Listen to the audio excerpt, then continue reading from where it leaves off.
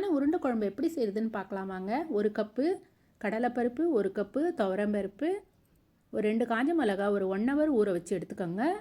ஒரு 5 table spoon நல்லெண்ணெயில் கடுகு 1 டீஸ்பூன், ஜீரகம் 1 டீஸ்பூன், வெந்தயம் 1 டீஸ்பூன் நல்லா பொரிஞ்சதுக்கப்புறம் ஒரு வெங்காயம், 2 பச்சை மிளகா, 5 பல்லு பூண்டு, கருவேப்பிலை, ஒரு தக்காளி எல்லாத்தையும் நல்லா வதக்கி எடுத்துருங்க. உங்களுக்கு படித்த புது மஞ்சள் இருந்தது, அதை கொஞ்சம் துருவி அதையும் சேர்த்தாச்சு.